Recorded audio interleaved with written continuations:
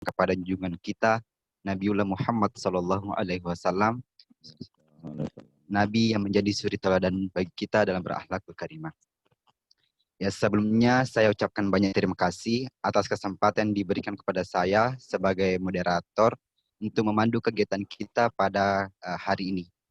Baiklah, pada kesempatan kali ini saya akan memandu kegiatan workshop sekaligus sosialisasi Search Matcha, di mana kegiatan ini merupakan kegiatan lomba KTI se-Asia Tenggara yang diadakan oleh HMJ Pendidikan Matematika yang bekerja sama dengan SEAM. Ya, kemudian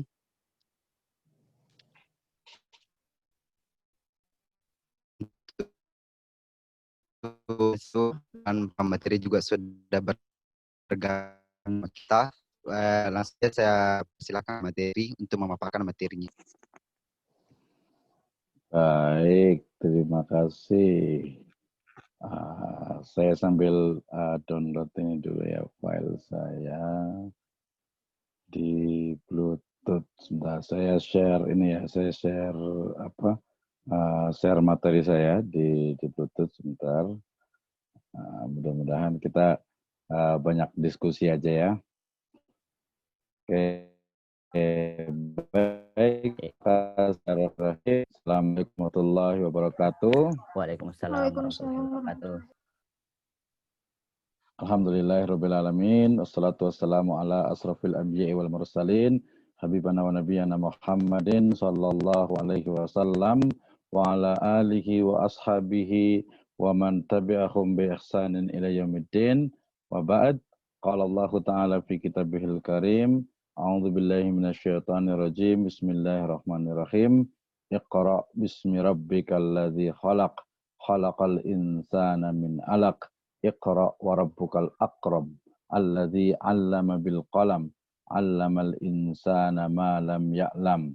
Amma ba'd, fa in asdaqal hadits kitabullah wa khairal huda hudan nabiyyu sallallahu alaihi wasallam. Alhamdulillah, terima kasih, syukur kepada Allah Subhanahu wa taala yang telah memberikan kepada kita kesempatan untuk kita berdiskusi bersama.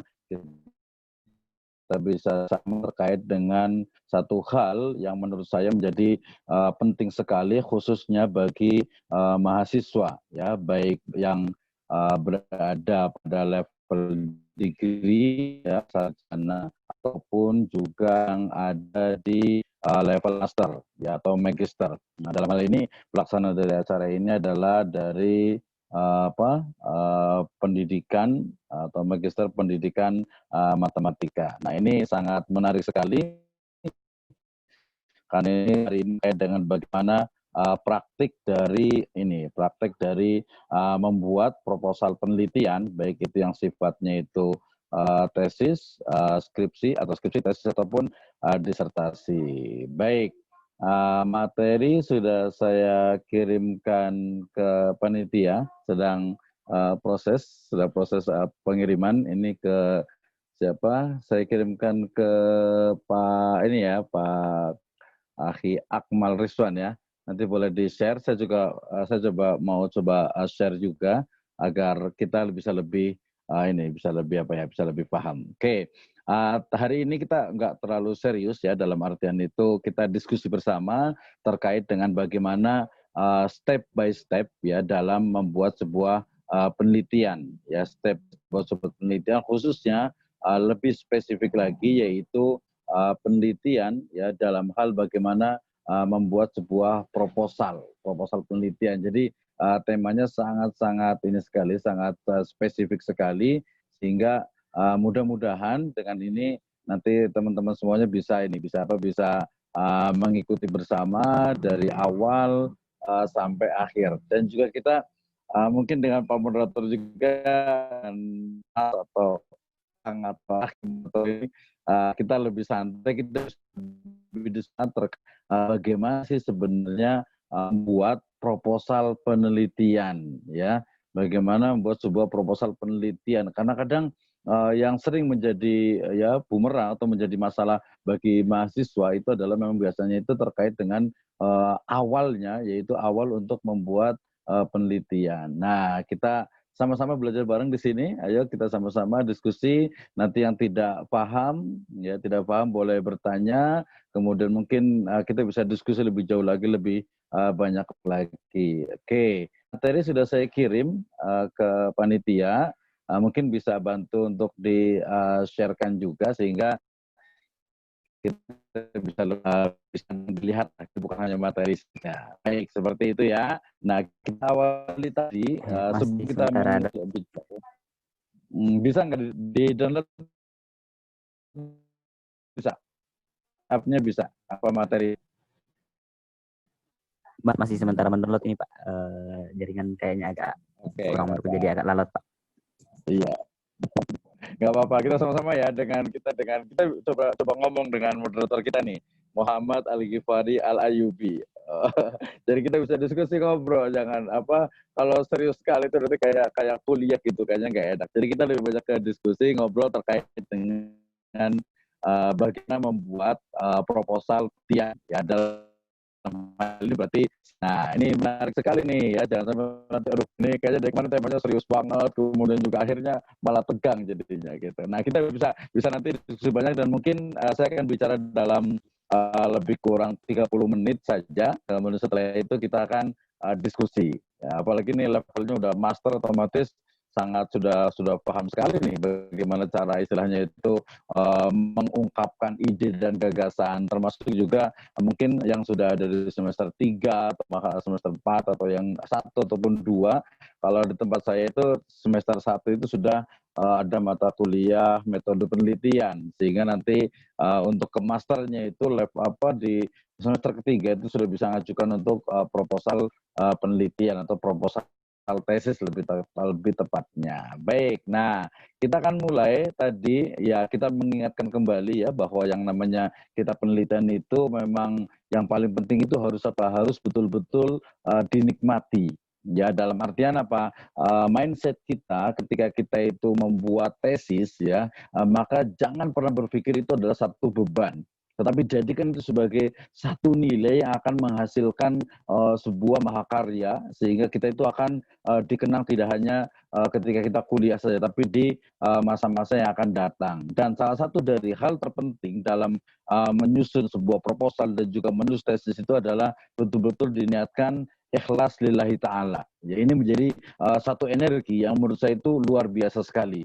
Ya, lillahi ta'ala dalam artian apa? Dalam artian kecintaan kita kepada penulisan itu, kepada kita menyelesaikan tesis itu yang menjadikan energi luar biasa. Ya, jadi ini kadang yang paling penting ya, ketika kita tadi menganggap bahwasanya tesis itu adalah beban, menulis proposal itu adalah beban, kemudian juga membuat sebuah penelitian adalah beban, maka akibatnya apa? Ya menjadi beban terus buat diri kita. Kita tidak pernah bisa menikmati dari proses tersebut. Oke, terima kasih untuk panitia. Materinya yaitu praktik membuat proposal penelitian. Ya, yang sudah belajar skripsi pasti insya Allah sudah tahu, sudah pengalaman. Nah, sekarang kita di lingkupnya atau levelnya itu adalah tesis. Ya, mungkin masih ada yang bertanya juga, apa sih bedanya skripsi sama tesis? Nah, apalagi nanti kaitannya dengan apa? Bedanya lagi dengan disertasi. Tapi sepertinya itu sudah kita bahas ya, kita bahas dulu sekali waktu kita sudah 2 kali pertemuan di sini, soalnya masih ingat semuanya. Kita sambil review. Oke. Nah, sebagai sebuah energi juga kita diingatkan juga di next slide itu firman Allah Subhanahu wa taala juga dalam Quran surat An-Nur ayat ke-35. Nah, ini ya. Ini sebagai motivasi bagi kita yang muslim bahwasanya ternyata energi untuk menulis itu ada jelas sekali di dalam Al-Quran. Tadi yang pertama itu saya bacakan di surat Al-Alaq ya, ayat 1 dengan sampai ayat ke-5. Nah, ini jadi kita sering sekali baca ayat ini ya, bahkan mungkin para ustadz, kiai dan sebagainya itu sering baca juga, tapi kadang maksudnya ini apa ya? Oh, ini hanya sebuah permisalan. Oke, saya bacakan dulu. Ini menjadi kenapa kita cantumkan ayat Al-Quran ini? Ini adalah satu energi yang luar biasa. Oh, ternyata agama kita, din kita, ya Islam kita itu apa? Itu mengajak kepada riset, mengajak kepada penelitian, mengajak kepada apa? Menghasilkan satu mahakarya. Nah, ini yang paling penting. Oke, Allah Subhanahu wa taala berfirman di situ, A'udzubillahi minasyaitonirrajim. Bismillahirrahmanirrahim. Allahu nur samawati wal ard. Masalu nurihi kamishkatin fiha misbah. Al misbahu fi zujajah. Az-zujajatu ka'annaha kawkaba. Duryun yuqadu min sajarati mubarakatin. Zaitunah la syarqiyata wala gharbiyah yakadu zaituha yudhi'u walau lam tamsashu nar nurun ala nur yahdillahu linurihi may yasha wa yadribullahu al-amsala linnasi wallahu bikulli syai'in alim. Boleh baca terjemahnya di situ? Setuju materinya kalau dibaca di share di grup, soalnya suaranya putus-putus. Terima kasih. Mudah-mudahan suaranya sudah nggak putus-putus lagi nih. Mudah-mudahan sudah jelas ya. Baik. Jadi ini adalah kalam ilahi firman Allah Subhanahu wa taala yang menjadi satu energi bagi kita, yang menjadi satu kekuatan bagi kita untuk bisa menyelesaikan atau untuk mulai menulis tesis dan juga memulai sebuah penelitian sampai dengan selesai. Nah, dari sini kemudian kita akan bicara tentang bagaimana energi ini kita manfaatkan ya. Energi ini kita optimalkan sehingga hasilnya adalah sebuah mahakarya dalam bentuk tesis ya, atau mungkin penelitian yang lainnya. Oke, teman-teman semuanya, kita lanjutkan di slide berikutnya ya. Di slide berikutnya itu ini juga firman Allah Subhanahu wa taala juga dalam surat tadi Al-Alaq ayat 1 dengan 5, kemudian juga terkait juga dengan riset juga ada juga di surat Yunus ayat ke-101.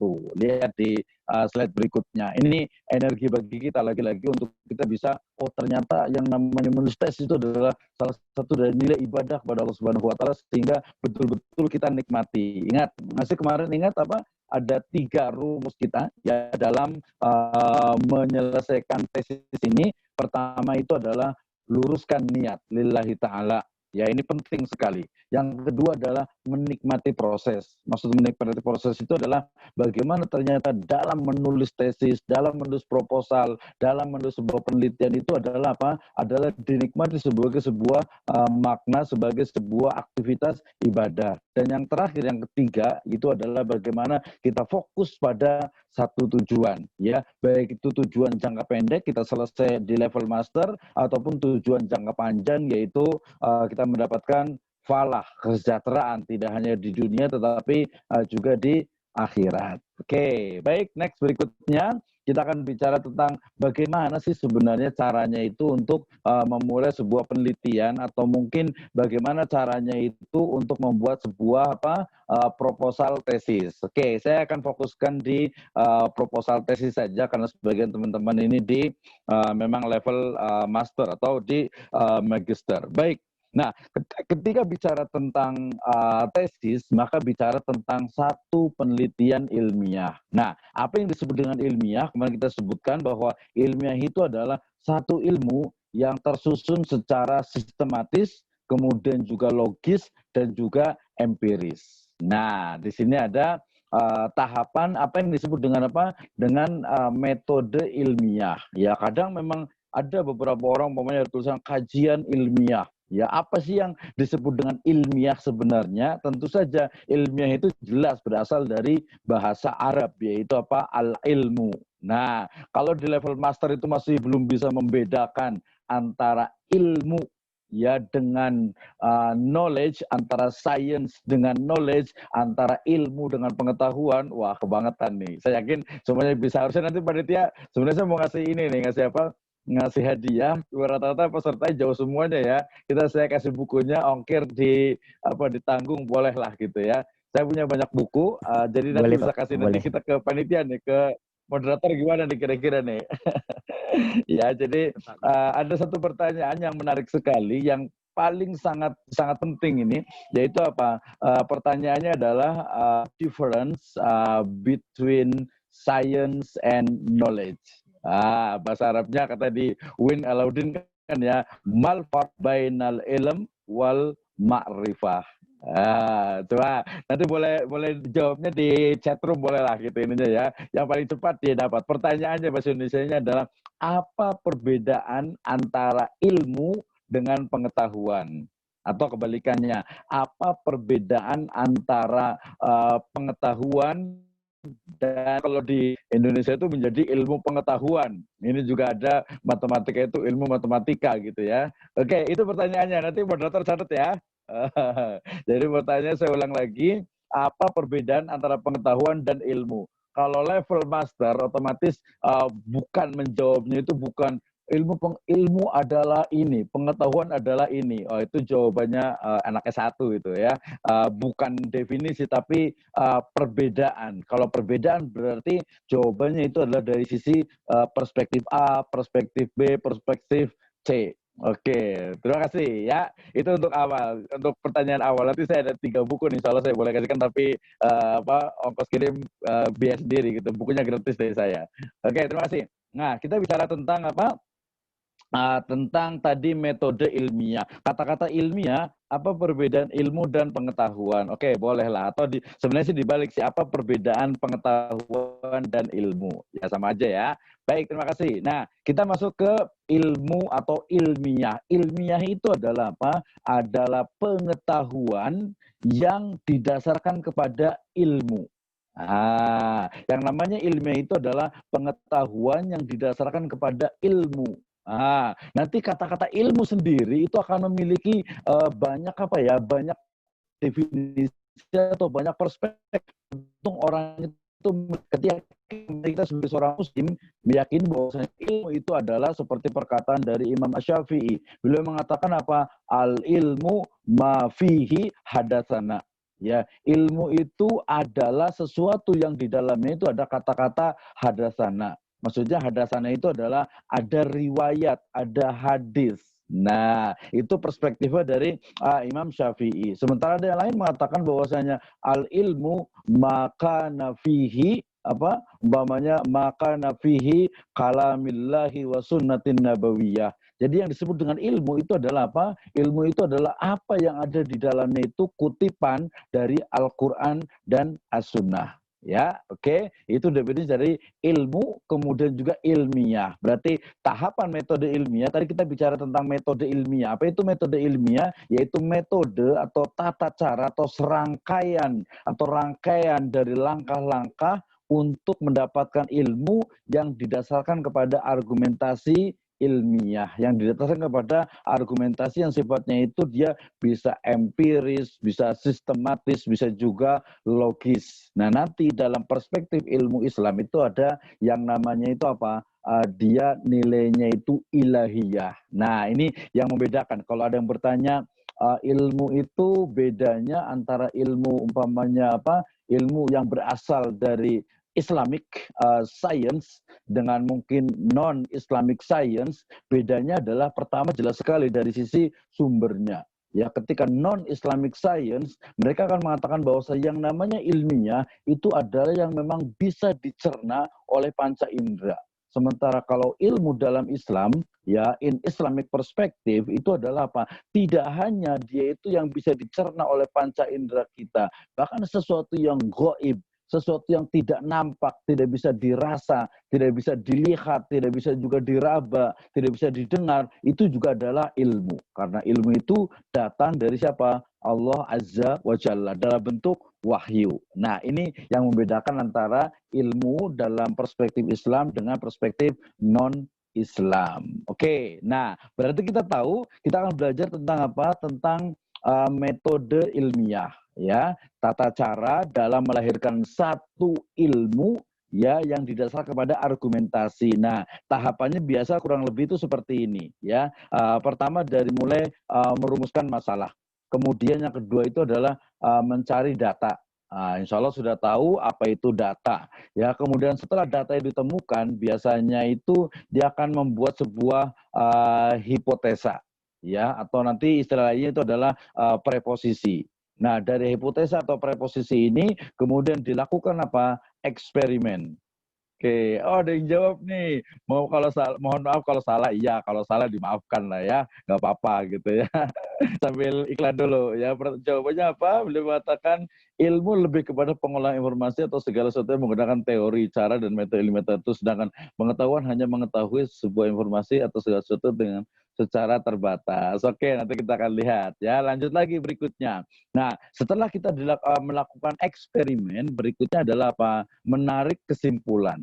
Nah, dari tarikan kesimpulan itu kemudian nanti akan dilakukan secara terus-menerus ya, secara berputar terus-menerus, riset lagi, perbaikan lagi, kemudian juga cari data lagi, kemudian diuji lagi teorinya, apakah teori-teori itu akan stabil, dia akan terus-menerus tetap seperti itu atau tidak. Nah, kalau dalam ilmu eksak biasanya ya dia ilmu pasti ya, maka dia akan tetap 1+1 ya 2 gitu ya. Walaupun untuk mendapatkan 2 itu tidak mesti 1+1, bisa 3 dikurangi 1 umpamanya. Nah, ini adalah dari tahapan dalam metode ilmiah. Tentu saja nanti akan berbeda ketika datanya itu kemarin sifatnya itu dia kuantitatif dan juga yang sifatnya kualitatif. Kalau kuantitatif yang biasanya dia mengandung adanya hipotesa, adanya semacam preposisi atau jawaban awal yang akan nanti dibuktikan. Sementara kalau dalam bidang,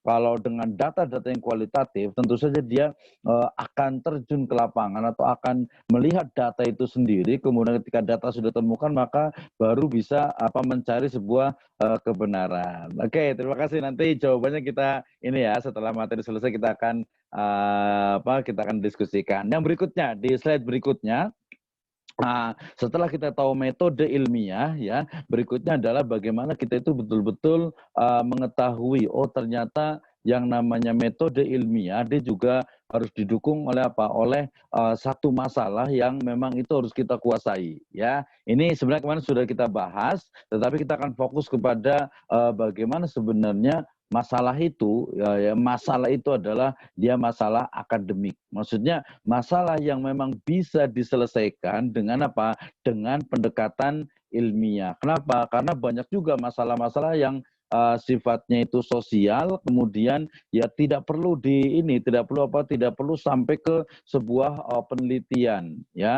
Misalnya kita ingin tahu sebenarnya sekarang ini keadaan umpamanya di Jakarta itu seperti apa sih ya. Ya tinggal kita datang ke Jakarta, kemudian kita lihat bagaimana keadaannya, itu sudah real. Tapi kalau itu berarti sudah namanya itu mind references ya. Jadi betul-betul ke sumber aslinya. Tapi kalau kita hanya dengar keadaan Jakarta itu hanya dari TV atau mungkin dari media sosial, itu berarti second references. Jadi dia menjadi hanya sumbernya itu sudah informasi di tangan yang kedua. Tentu saja ini nanti terkait juga dengan dengan validitas dari data itu sendiri. Oke, nah terkait dengan tadi ketika kita bicara tentang metode ilmiah, maka hal yang paling penting itu memang terkait dengan tentang masalah ya. Nah, masalah ini sering sekali memang mahasiswa itu kadang ya sama pembimbing itu sering disalahkan ya. Ini masalah atau bukan ya, atau mungkin masalahnya itu sebenarnya apa gitu, atau masalah itu apa sebenarnya gitu ya. Nah, ini juga jadi masalah ya. Kalau saya melihat bahwasanya kalau secara teori itu kan masalah itu adalah gap antara teori dengan implementasi ya. Satu teori mengatakan itu A, ternyata dalam prakteknya itu ternyata B. Contohnya kalau di teman-teman di program pendidikan matematika pasti akan mengatakan bahwasanya pelajaran matematika itu adalah sangat mudah. Matematika is easy ya, matematika maths is fun umpamanya. Matematika itu mudah, matematika itu menyenangkan, bahkan matematika itu ada di setiap lingkungan kita, ada setiap hari kita selalu menghadapi matematika. Nah, tetapi kemudian ternyata teori yang ada kita mengatakan bahwa matematika itu mudah dan faktanya memang mudah kalau dipelajari, tapi ketika kita sampaikan di masyarakat ternyata matematika itu susah ternyata katanya gitu ya. Banyak banyak siswa gitu ya yang matematika itu susah dipelajari, harus hitung-hitungan ini, harus perlu IQ yang tinggi, perlu kecerdasan dan lain sebagainya, sehingga kemudian ternyata teorinya itu mudah tapi ketika dipraktikkan itu sulit atau susah. Nah, ini berarti sebuah masalah. Berarti kenapa nih kenapa kemudian image di masyarakat ya, image di masyarakat bahwa matematika itu sulit atau susah. Oh, pertama mungkin bisa jadi kita berarti harus cari risetnya nih, kita buat risetnya. Oh, mungkin ini hipotesa namanya ya. Mungkin hipotesanya adalah bahwa ternyata metode pembelajaran matematika itu yang tidak tepat, ya, yang tidak tepat, sehingga kemudian selama beberapa generasi itu matematika itu dianggap susah, memunculkan stigma bahwa matematika itu susah, sulit, dan lain sebagainya. Atau mungkin betul juga ada tingkat kecerdasan yang memang itu mungkin tidak sampai, walaupun ini sangat kontradiktif ya, atau mungkin sangat kontroversi sekali. Kenapa? Karena satu teori mengatakan bahwa semua manusia itu cerdas, ya, semua manusia itu cerdas. Tetapi kecerdasan manusia itu ada yang sifatnya memang alamiah, tetapi kebanyakan itu adalah apa? Kebanyakan itu adalah karena adanya latihan, karena adanya diajar, ya. Nah, ini juga kadang menjadi motivasi buat kita bahwa kecerdasan, kepintaran itu hanya 1%, sementara 99%-nya itu adalah usaha, belajar dan belajar. Nah, ini nanti masuk ke teori kecerdasan. Kalau tadi hipotesanya kedua bahwa ternyata kenapa matematika dianggap sulit di masyarakat, karena mungkin ya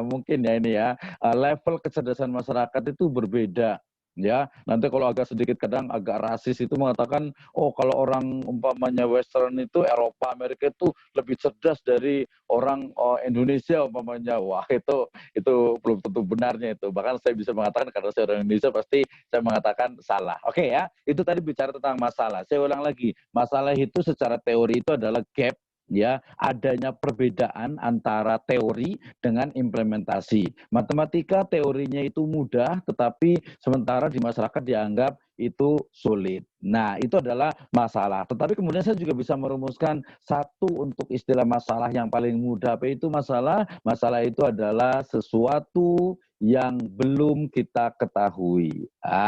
Ini paling mudah. Sesuatu yang belum kita ketahui dan belum banyak orang juga bisa menjawabnya. Ya, saya ingin tahu sebenarnya tingkat penguasaan matematika itu antar satu wilayah dengan wilayah yang lain sama atau tidak sih, gitu ya? Atau mungkin ada nggak kecerdasan yang sifatnya itu alamiah dalam bidang matematika? Umpamanya kalau kita lihat di YouTube itu ada katanya itu anak disebut dengan anak kalkulator katanya, karena kecepatan dalam menghitungnya, kemudian pemahaman terhadap matematikanya itu luar biasa sekali. Nah, ini memang dialami atau mungkin diajarkan, ya. Nah, itu juga bisa menjadi sebuah riset juga, termasuk juga mungkin pengaruh katanya dan mengatakan seseorang yang dia itu sholat, ya umpamanya sholatnya terlalu sering melakukan sholat, terutama khususnya tahajud itu, ketika tahajud itu ketika sujud, ketika sujud itu ternyata aliran darah itu ke otak, gitu ya, mengalir ke otak, sehingga kemudian akan cepat memunculkan atau akan menjadikan otak itu lebih mudah untuk mencerna, untuk berpikir, sehingga efeknya adalah bisa jadi lebih cerdas. Jadi pertanyaannya itu adalah apakah ada pengaruh orang yang sering sujud dengan kecerdasan? Ya, nanti berarti kecerdasan mungkin ya contohnya matematika. Ini yang pintar-pintar matematika dia itu seperti apa sih sebenarnya? Atau mungkin nggak ada pengaruhnya, gitu ya. Nah, kita lihat bisa itu menjadi satu objek, satu masalah yang kita bisa juga teliti juga. Nah, jadi sesuatu yang belum kita ketahui. Gampang banget kan ya? Jadi teman-teman semuanya nggak usah bingung, masalah itu apa? Masalah itu adalah sesuatu yang belum saya ketahui, itu masalah. Masalah buat siapa? Masalah buat saya, gitu ya. Masalah buat saya, nanti apakah orang lain juga memiliki masalah yang sama? Oh, ternyata sama. Berarti ada penguatan, ada penguatan. Nah, yang ketiga ini berarti memang harus ada, bukan hanya saya yang tidak tahu, tetapi orang lain juga banyak yang belum tahu. Nah, ini rumusan dari masalah. Oke, next slide berikutnya. Ketika bicara tentang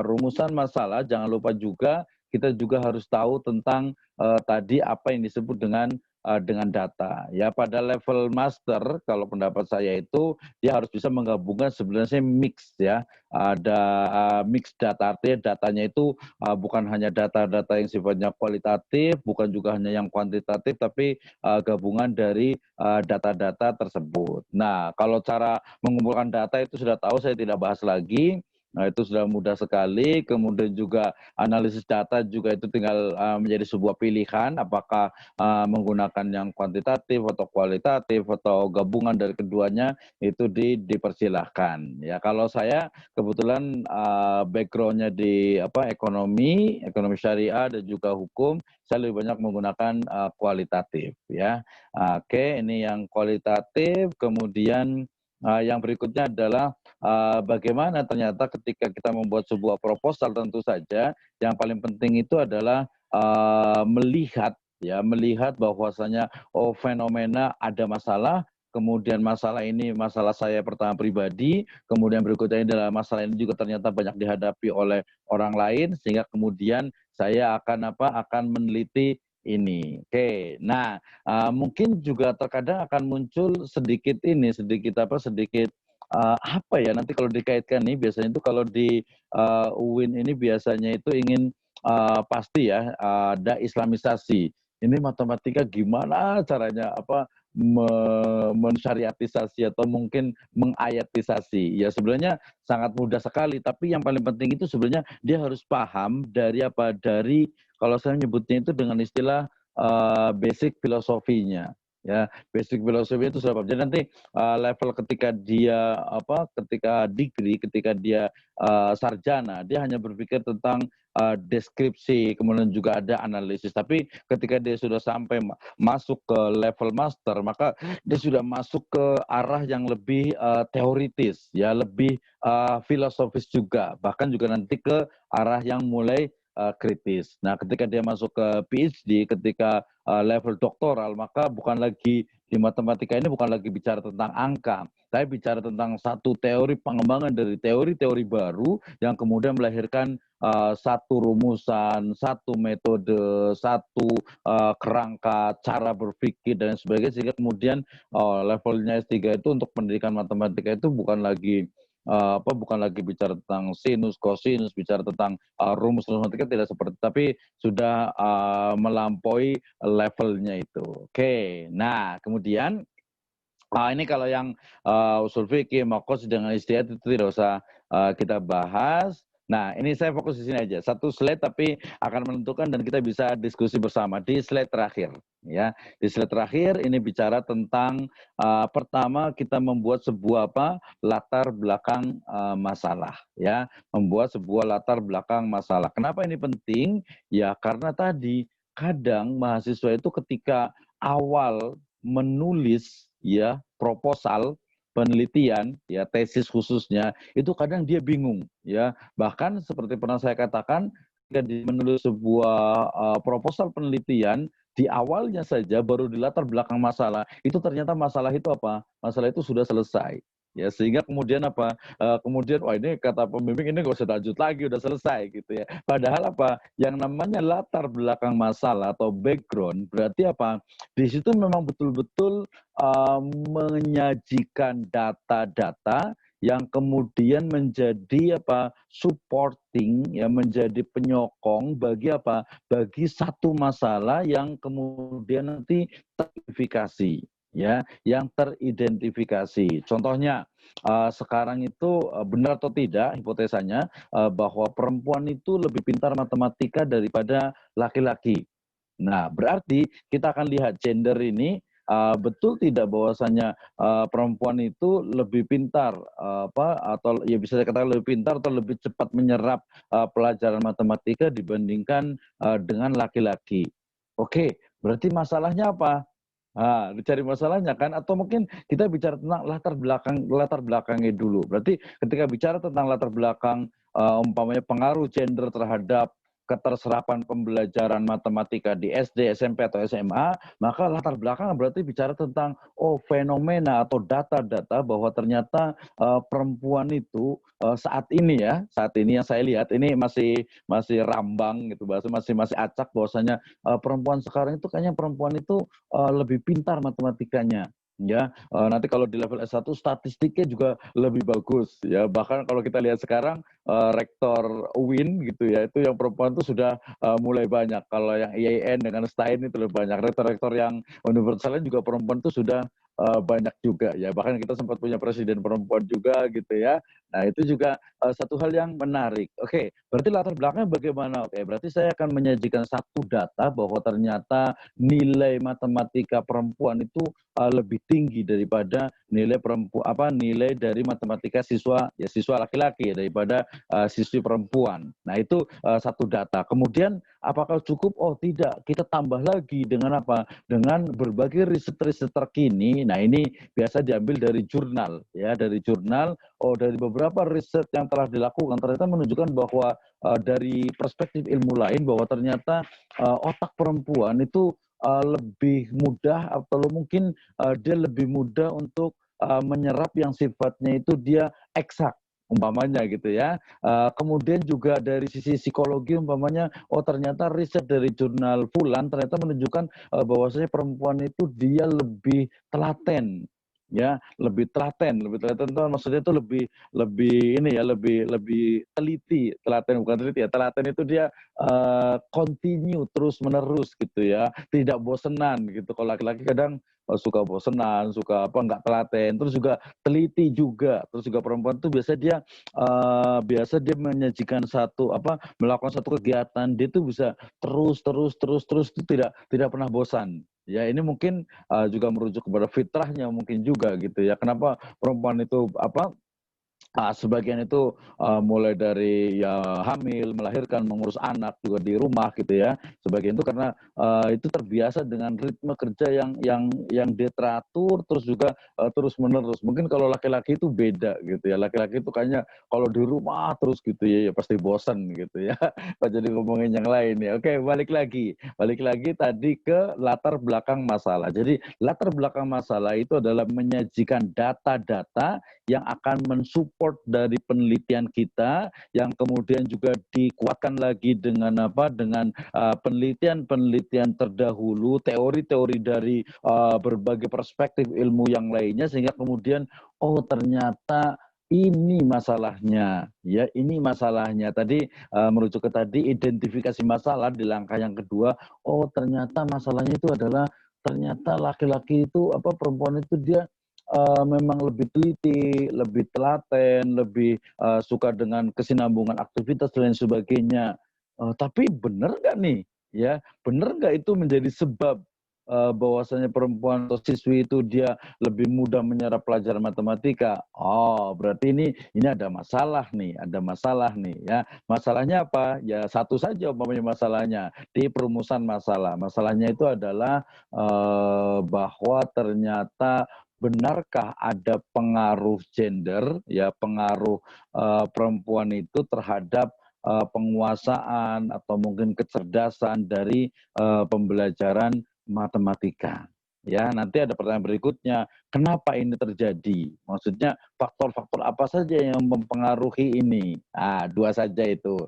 Tujuan penelitian, signifikansi penelitian nggak penting. Maksudnya bukan nggak penting, artinya itu gampang banget lah ya. Tujuan penelitian itu kan, jadi kalau kita mulai menulis sebuah proposal tesis, itu kan pertama latar belakang. Tadi ada data, ada jurnal, ada penelitian terdahulu, ada sumber dari disiplin ilmu yang lainnya, ada ide dan gagasan kita, kemudian nanti ada teridentifikasi masalah.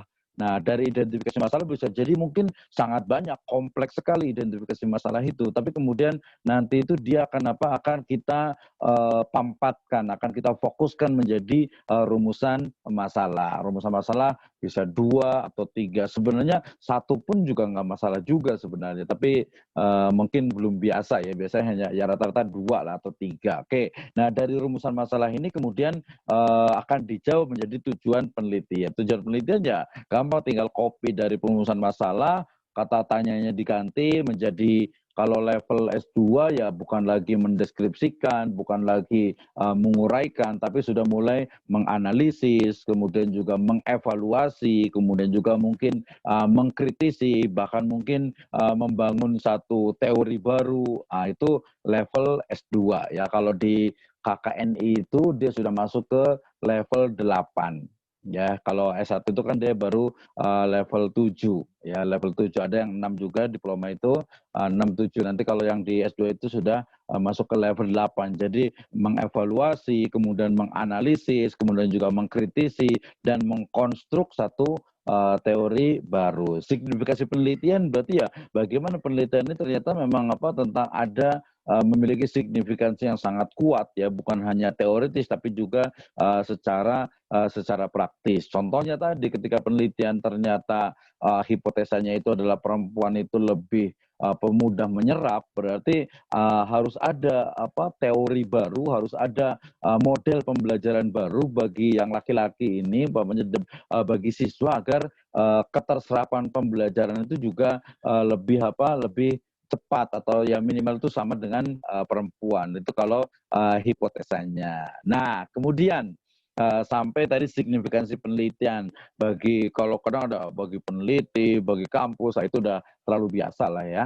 Signifikansi penelitian harusnya itu ada memang impact-nya di masyarakat, ada memang kontribusinya di masyarakat. Oke, itu signifikansi penelitian. Kemudian biasanya kalau proposal itu ada yang tetap di bab 1, ada juga di beberapa kampus itu langsung masuk di bab 2 yaitu kerangka teori. Nah, kerangka teori ini kadang ada menyebutnya dengan istilah kerangka teori, kerangka teoritis, kerangka berpikir, landasan teori, landasan pemikiran, banyak lah ya gitu ya. Tapi saya melihat kalau di S1 biasanya kerangka teori atau landasan teori, kerangka pemikiran itu kadang hanya berisi definisi operasional. Nah, ini biasanya yang kuantitatif, biasa kadang seperti itu juga. Nanti adalah penjelasan variabel-variabel. Di kualitatif juga sama juga. Cuman sayangnya nih teman-teman semuanya yang sudah pernah di S1, kerangka teori ini sering sekali tadi isinya itu hanya sebatas kepada kepada definisi operasional ya. Dia tidak membawakan satu teori yang akan dijadikan tool atau satu teori atau beberapa teori yang akan dijadikan sebagai umpamanya menjadi grand teorinya untuk menganalisis masalah tadi, atau mungkin dia juga menggunakan middle teorinya, atau mungkin dia juga menggunakan aplikasi atau application teori, teori aplikasi yang bisa mensupport, bahkan bisa menjadi tool bagi objek dari penelitian kita. Ya, contohnya tadi ketika bicara tentang kerangka teori dari pengaruh gender terhadap keterserapan pembelajaran matematika di SMA umpamanya, maka kerangka teorinya adalah satu teori mengatakan bahwa saya tadi ternyata perempuan itu memang lebih cerdas ya. Teori lain mengatakan perempuan itu lebih telaten, atau lagi mengatakan perempuan itu lebih detail, lebih teliti. Kemudian satu teori lain mengatakan perempuan itu tidak mudah bosan dan seterusnya. Itu baru satu perspektif teori. Nanti teori yang lain mengatakan laki-laki itu biasanya itu memiliki jiwa petualang umpamanya, atau mungkin laki-laki itu biasanya itu cara berpikirnya itu lebih pragmatis, kemudian tidak suka dengan sesuatu yang detail gitu ya, sehingga katanya itu kalau perempuan itu belanja ke satu supermarket atau ke pasar gitu ya, itu udah tahu tuh jualan bawang di sini, jual minyak di sini, jual di sini, kayak dia kayak lahir di situ aja gitu. Tapi kalau laki-laki enggak, laki-laki ke pasar itu ya mau beli apa? Mau beli mau beli gula, umpamanya datang cari toko gula, selesai kemudian pulang. Itu juga menjadi satu teori. Ternyata. Kemudian ada juga kemarin saya lihat di YouTube yang terbaru itu tentang kerangka otak dari laki dan perempuan ternyata juga berbeda. Nah, itu bisa teori-teori itu mensupport dari hipotesa yang akan kita lakukan.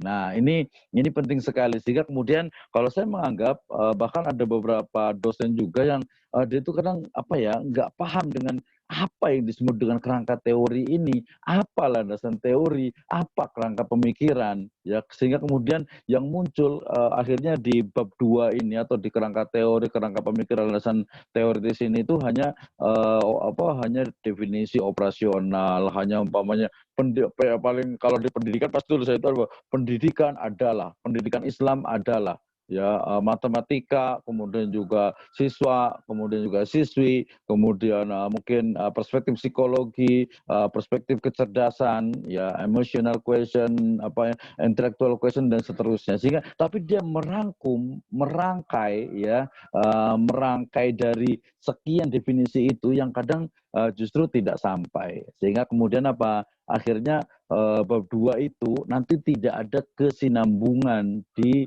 bab keempat atau di bab pembahasan. Saya sering sekali temukan ya, baik skripsi ya, tesis juga masih banyak juga. Ini kerangka teori ya, saya nyebutnya kerangka teori ya. Ini bab 2 kerangka teori, landasan pemikiran, landasan teori dan seterusnya, atau mungkin ada yang menyebut juga dengan kajian pustaka ada juga. Itu ternyata dia seolah itu berdiri sendiri.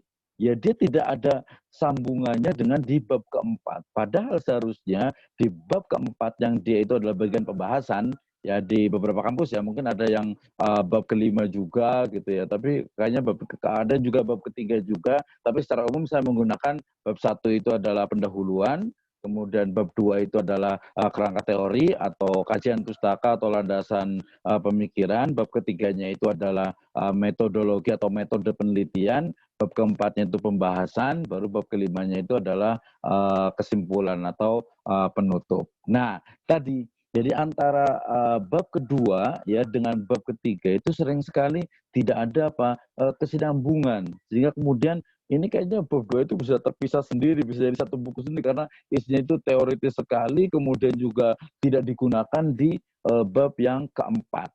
Nah, ini jadi masalah tentu saja buat kita. Kenapa? Karena seharusnya satu proposal, satu tesis, disertasi gitu ya, penelitian ilmiah atau laporan penelitian itu dia harus betul-betul saling berkesinambungan, terkait sekali. Kenapa harus ada bab 2? Ya karena ingin memetakan berbagai teori yang ada, penelitian-penelitian terdahulu, kemudian juga bagaimana korelasi antara satu teori dengan teori yang lainnya, bagaimana perkembangan teori A, B, C, D sampai teori yang paling mutakhir yang dikaitkan dengan Dengan objek dari penelitian kita. Jangan sampai ternyata objek penelitian kita itu menggunakan tool, menggunakan pisau analisis yang yang teori itu yang sudah lapuk gitu ya, atau teori yang sudah lama, teori yang sudah nggak relevan lagi gitu ya. Banyak sekali contohnya umpamanya kita dengar di dunia pendidikan itu ada teori yang sudah kita nyebut sudah kuno sekali, yaitu teori tentang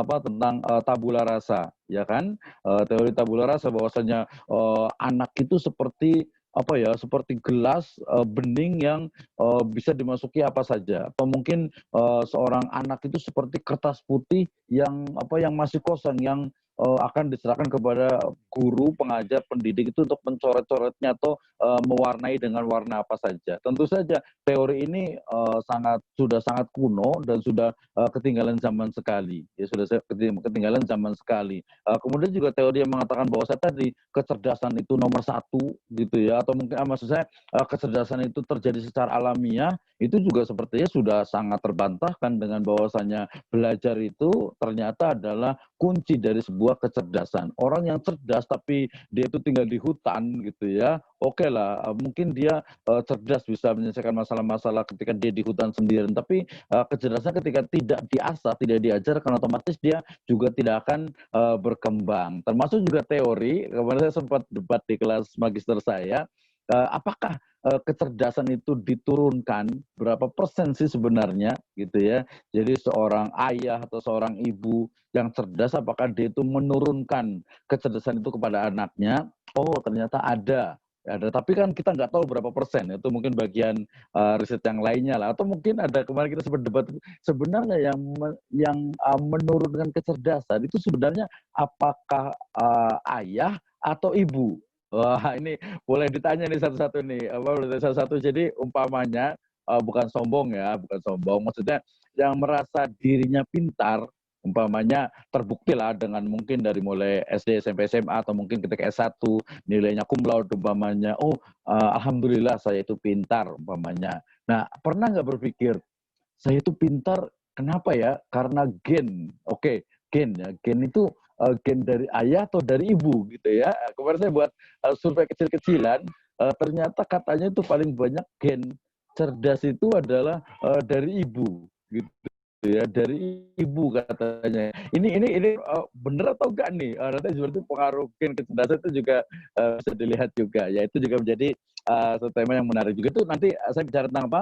Kerangka teori. Oke, ada yang mengatakan bahwasanya kecerdasan itu memang berpengaruh, apa gen kecerdasan alami itu berpengaruh terhadap kecerdasan siswa. Kemudian juga orang tua ya dan ibu juga berpengaruh. Teori lain mengatakan ternyata gen dari ibu itu memiliki pengaruh yang sangat kuat terhadap kecerdasan seorang anak umpamanya. Ingat, saya lagi bicara tentang teori ya, bukan bicara tentang sebuah kebenaran ya, ingat itu. Nah, teori-teori itu kita akan gunakan untuk melihat, tetapi harus ada tadi apa ya, rantai apa yang kita sebut dengan apa, rantai teori itu harus betul-betul, kalau S2 itu betul-betul holistik, dalam arti itu menyeluruh. Jangan hanya kita ngambil teori yang ini. Umpamanya saya karena backgroundnya ilmu hukum, umpamanya teori yang paling terkenal itu adalah receptio in contrario ya, atau mungkin ada Hazarian itu resepsi exit umpamanya ya. Nah, ternyata atau teori resepsinya Sunokogronyo umpamanya. Nah,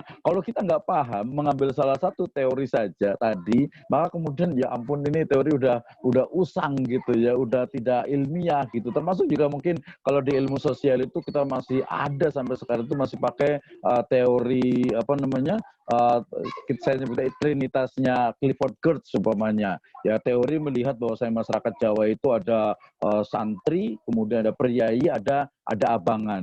Nah, itu kan teori yang ya ampun itu sudah lama banget gitu. Oke lah, di zamannya itu sudah masih oke, masih memang mungkin risetnya itu udah bagus dan real, tapi sekarang konteksnya itu sudah sangat berbeda, sudah sangat berubah gitu ya, sudah sangat berubah sekali. Jadi kemudian sudah tidak benar sekali ya. Umpamanya riset teman-teman, umpamanya riset umpamanya saya suka sosial juga, anak-anak di Papua umpamanya. Anak-anak di Papua itu sebenarnya seperti apa sih gitu ya? Atau mungkin teman-teman juga, saya banyak siswa juga di NTT, di Alor, di Flores, di ND, kemudian juga sampai ke Larantuka sana.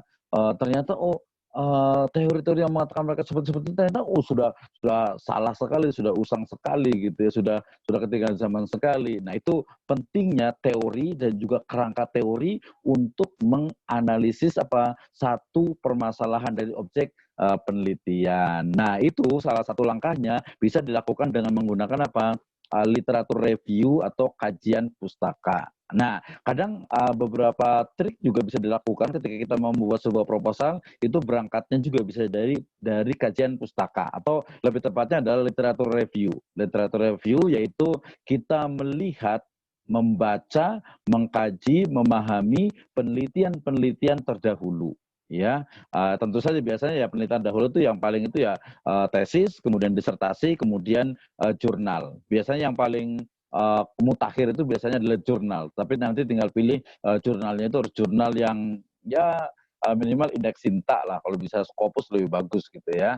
Sintanya juga Sinta 1, 2, 3 itu levelnya udah cukup bagus. Artinya apa? Sebelum kita membuat sebuah penelitian, kita juga bisa menggunakan langkah, kita cari dulu sebuah penelitian yang memiliki objek penelitian yang sama, kemudian memiliki atau menggunakan metode yang sama, atau mungkin kesamaan dari sisi lokasi atau tempat. Intinya objek dari penelitian itu.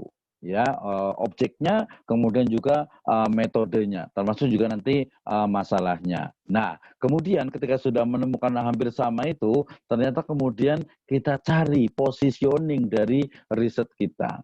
Ya, contohnya mudah sekali. Contohnya, saya sebutnya namanya Abdurrahman, tahun 2018 telah melakukan penelitian mengenai pengaruh gender terhadap keterserapan pembelajaran matematika di SMA swasta. Ya, metode yang digunakan adalah metode atau dengan statistical approach, ya, di mana melihat bagaimana pengaruh-pengaruh dari gender itu terhadap kecerdasan tadi. Tadi itu. Kemudian kesimpulannya adalah ternyata bahwa faktor-faktor yang mempengaruhi kecerdasan seorang siswi adalah sifat dari feminimnya ini contohnya itu. Nah, dari situ kemudian penelitian yang akan penulis lakukan atau yang akan kami lakukan berbeda dengan penelitian yang dilakukan oleh Abdurrahman 2018 karena kami akan fokus kepada bagaimana pembelajaran matematika ini ternyata metodologinya itu sangat berpengaruh terhadap keberhasilan atau kesuksesan dari pembelajaran matematika tersebut dan lokasinya pun berbeda. Jadi positioning kita ya dari sebuah kajian pustaka itu menjadi hal yang sangat penting. Belum lagi nanti ketika ternyata tempatnya sama, kemudian metodenya sama. Nah, apalagi yang mau dicari gitu ya. Atau mungkin ada juga yang ini penelitian tuh udah sering sekali, biasanya dosen pembimbing mengatakan seperti ini tuh udah penelitian tuh udah jenuh, udah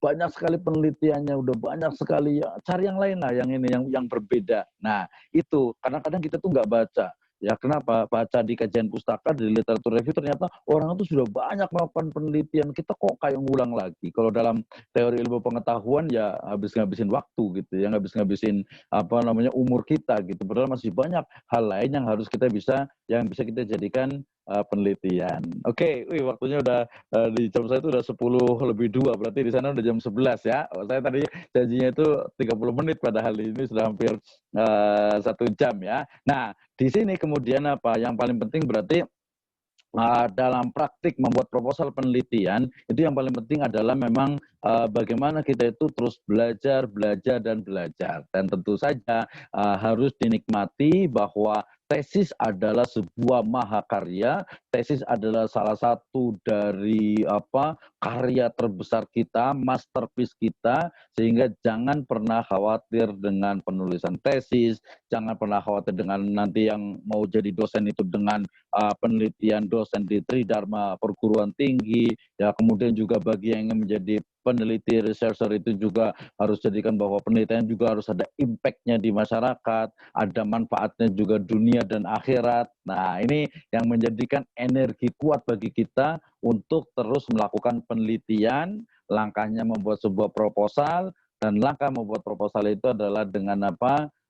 Dengan melihat, dengan mempelajari cara berpikir ilmiah. Terima kasih. Itu dari saya, kita bisa diskusi bersama terkait dengan praktek membuat proposal penelitian. Jadi anggap teman-teman semuanya itu sudah menulis tesis atau sudah mulai menulis proposal. Saya yakin di semester 1 di magister ini atau semester 2 itu sudah belajar tentang metode penelitian. Kemudian kadang ada juga di semester 2 atau semester 3 atau semester 4 itu ada bimbingan untuk bimbingan teknis penulisan karya tulis ilmiah, dalam hal ini adalah tesis. Oke, kita bisa diskusi bersama. Saya kembalikan ke moderator. Silakan.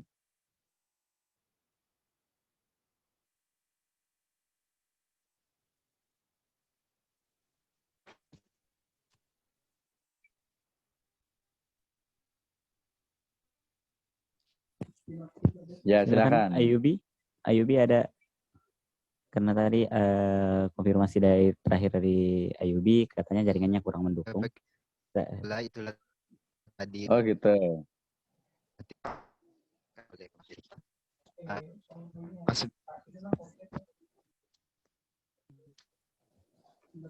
Halo Ayubi, sudah ada? Ya. Oke, sambil menunggu. Oh, sudah ada. Silakan. Yap. Oke, kita kasih kesempatan dulu. Saya kembalikan ke moderator dulu. Ya, itu para hari menunggu. Maaf Ayubi, suaranya putus-putus. Iya, suaranya kurang jelas ya. Kurang jelas. Ya, saya Bapak berita. Iya, kurang jelas suaranya, sayang sekali. Oke, saya ambil alih sedikit dulu. Ayubi silakan diperbaiki dulu jaringannya sedikit karena tidak kedengaran suaranya. Itu tadi pemaparan dari Pak Abdurrahman tentang metodologi penelitian. Nah, bagi teman-teman silakan jika ada yang ditanyakan. Oh ya, sekedar mengingatkan tadi silakan dijawab pertanyaan kuisnya dari Pak Materi tentang apa perbedaan antara ilmu dan pengetahuan. Bagi yang beruntung dan memiliki jawaban yang tepat akan mendapatkan hadiah buku dari pemateri. Ada 3 buah buku yang disiapkan oleh pemateri lagi. Silakan teman-teman jika ada yang ingin menjawab silakan menjawab. Dan kemudian jika ada hal yang kurang jelas silakan ditanyakan tentang riset or metodologi ya sesuai pembahasan kita pada pagi hari ini. Silakan kepada teman-teman. Oke, terima kasih. Saya tadi dengan siapa? Akhi siapa? Akmal ya. Akmal. Akmal Rizwandi ya. Oke.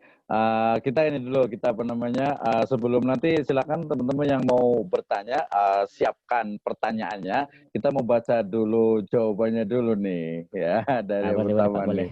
Karena menarik ini. Ya, oke. Dari mulai izin menjawab dari Mariam, Iyam Mariam. Ilmu lebih kepada pengolahan informasi atau segala sesuatu menggunakan teori, cara, dan metode ilmiah tertentu. Sedangkan pengetahuan hanya mengetahui sebuah informasi atau segala sesuatu secara terbatas. Oke. Kepada pengolahan informasi. Ini mungkin kata-kata di awalnya saja yang agak kurang tepat, yaitu pengolahan informasi atau segala sesuatu menggunakan teori, ya.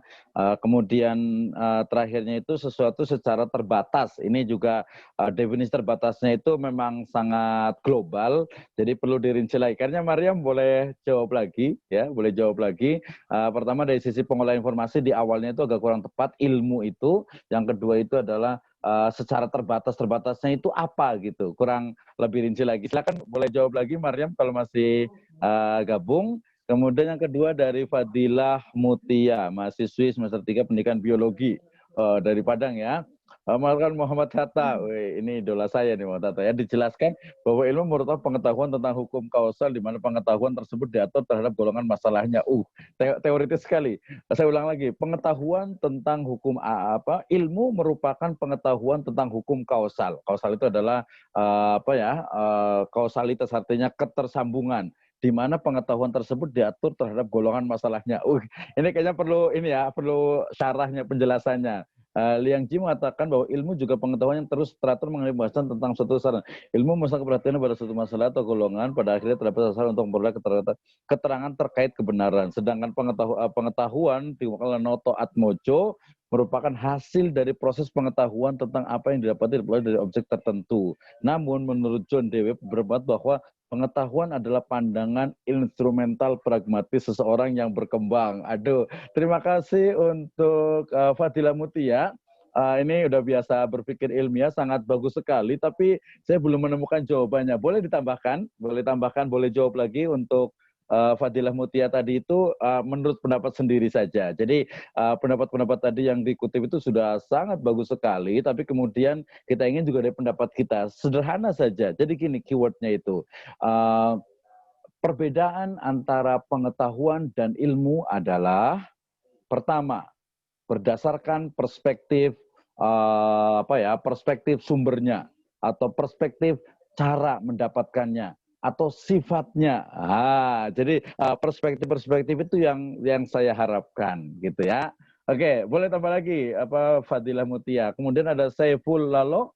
Izin menjawab Pak, ilmu itu sifatnya umum dan universal, sedangkan pengetahuan itu sesuatu pemahaman sekelompok orang. Oke, kurang tepat jawabannya. Kalau ilmu dikatakan universal, betul, bisa ya, bisa umum dan universal. Artinya gini, ilmu itu adalah teori yang diuji coba secara terus-menerus. Ya, pertama kan dari mulai hipotesa tadi atau preposisi, kemudian dia dibuat riset menjadi sebuah teori. Teorinya mungkin baru minor dulu, kemudian diuji lagi menjadi teori mayor. Teori itu diuji coba terus.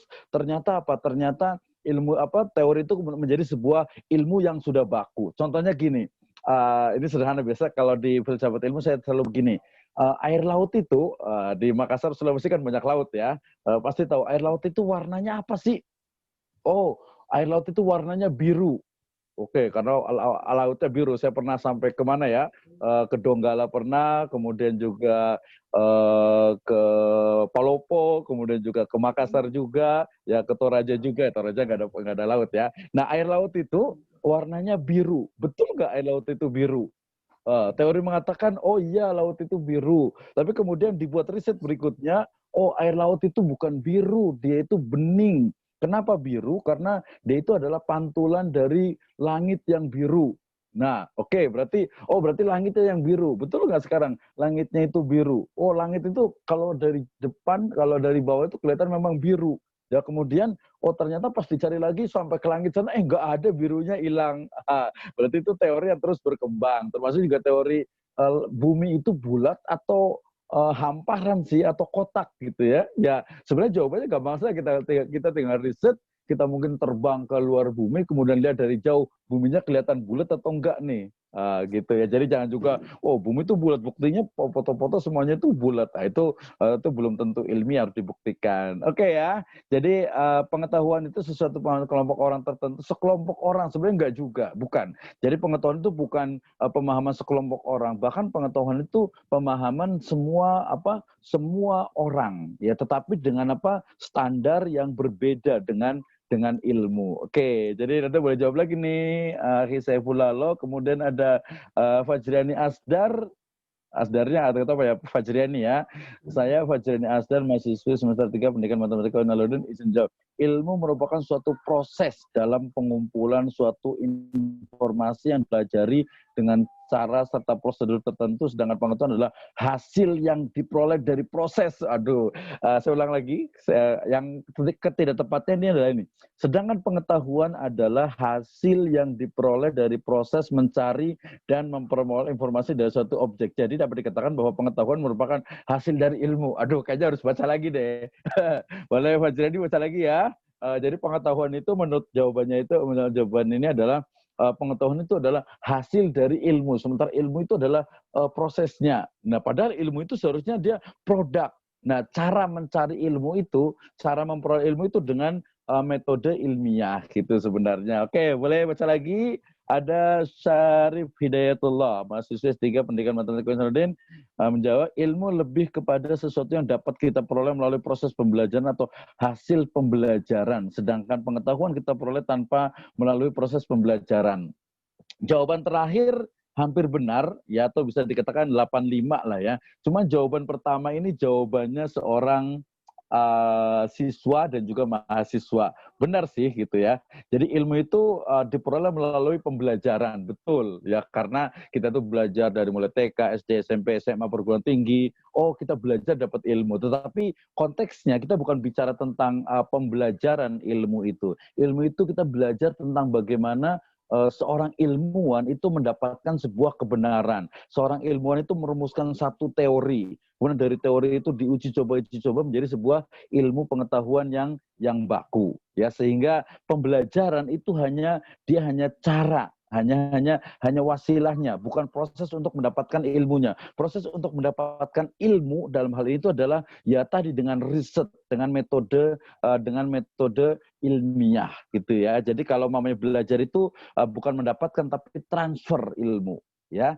Kalau kita belajar itu transfer ilmu ya, kita dapat ilmu dari apa? Dari guru. Nah, guru itu dapatnya dari mana? Dari gurunya lagi, dari gurunya lagi, dari gurunya lagi. Betul seperti itu, tapi yang dimaksud bukan itunya, tapi bagaimana seorang ilmuwan itu, seorang guru itu dia mendapatkan sebuah ilmu pengetahuan ya. Pengetahuan ini nanti dalam Islam itu sudah pernah belajar ya, di S1 juga ada, dari filsafat ilmu ada metode burhani, ada metode lagi irfani, ada metode lagi tajribi.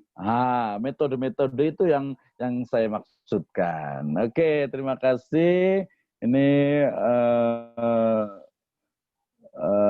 Risti Fadila, siapa? Ini ilmu adalah dari Saina dari Uin Alauddin. Ilmu adalah segala pengetahuan yang sudah melekat dalam diri. Waduh, ilmu itu adalah yang melekat di dalam diri. Oh, maksudnya mungkin diamalkan gitu ya. Pengetahuan adalah segala sesuatu yang menjadi materi yang diketahui. Materi yang diketahui.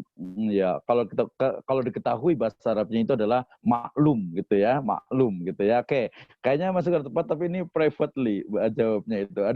Tetapi pengetahuan belum menjadi milik kita.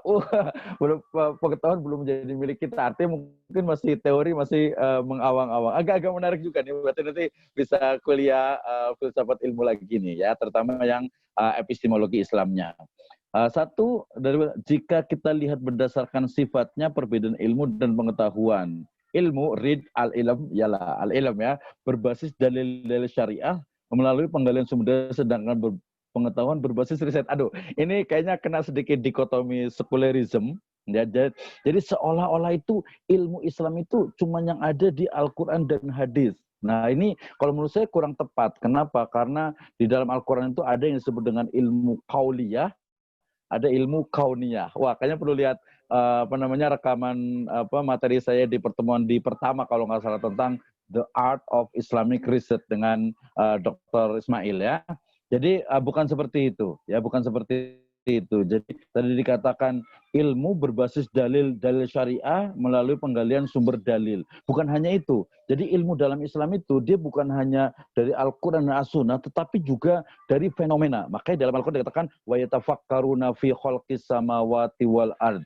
Ya, jadi ada penciptaan bahkan wa fi anfusikum, bahkan dalam diri kita sehingga muncul ilmu manusia nih ya. Orang itu melihat manusia. Umpamanya orang itu nggak ngelihat Al-Quran, nggak ngelihat hadis. Orang itu melihat manusia. Manusia itu unik banget gitu ya. Pertama dari sisi jasadnya, dari sisi biologisnya. Ya, dari sisi biologisnya itu nanti mengelahirkan ilmu-ilmu kedokteran dan kesehatan dan berbagai jenis cabang-cabang ilmunya. Kemudian lihat manusia lagi berdasarkan dari rasanya.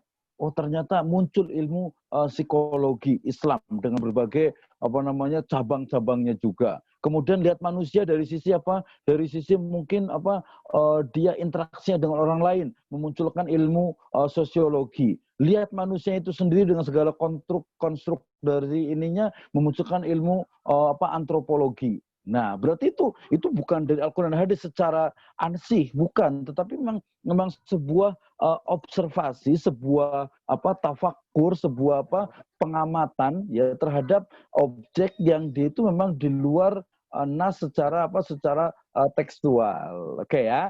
Oh, ini menarik sekali nih ya. Jadi kaitan dengan apa? Sedangkan pengetahuan berbasis riset. Oke, ini jawaban yang menurut saya sangat fatal, sangat salah, bahwa pengetahuan itu justru tanpa adanya riset. Ya, tanpa adanya riset. Namanya juga pengetahuan, bahasa Arabnya tadi ma'rifah, bahasa Inggrisnya adalah knowledge. Jadi dia ya sebatas pengetahuan yang tidak perlu menggunakan riset. Itu adalah pengetahuan. Ada Maryam lagi, ilmu merupakan sebuah bentuk dari rangkuman dari beragam macam bentuk dari pengetahuan yang dimana terbentuk atas beragam macam teori yang telah dilakukan kesepakatan dan juga akan dapat dilakukan dengan cara yang sistematik dan melakukan pengujian dari sebuah perangkat metode yang dimana telah diakui ke dalam sebuah bidang ilmu tertentu. Pengetahuan merupakan informasi yang dimana disadari dari seorang manusia, kemudian pengetahuan akan termasuk yang dimana tidak akan dibatasi dari sebuah deskripsi, hipotesis hingga konsep maupun teori. Pengetahuan sendiri merupakan sebuah bentuk dari gejala yang dimana akan dapat oleh manusia dari sebuah pengamatan. Oke, terima kasih. Ini panjang sekali dan sangat teoritis. Ini cocok jadi profesor kayaknya Maryam ini ya. Bagus, jawabannya bagus, nanti kita akan lihat. Kemudian ada Risti Fadila dari mahasiswi ya, akuntansi Universitas Negeri Padang. Menurut saya suatu ilmu dihasilkan dari sebuah praktik keseharian manusia yang selanjutnya dilakukan pengkajian ilmiah sehingga dapat dipastikan kebenaran pada akhirnya dijadikan sebagai pengetahuan untuk dipahami oleh tertentu dengan bidang tertentu. Oke, kayaknya masih kebalik juga di awal kalimat sudah betul, hanya di WA ini di chatroom ini 3 terakhir yang salah. Jadi dia seolah-olah itu menganggap bahwasanya pengetahuan itu adalah hasil dari ilmu pengetahuan atau dari ilmu. Jadi di jawaban dari Fadilah ini dari siapa? Bukan.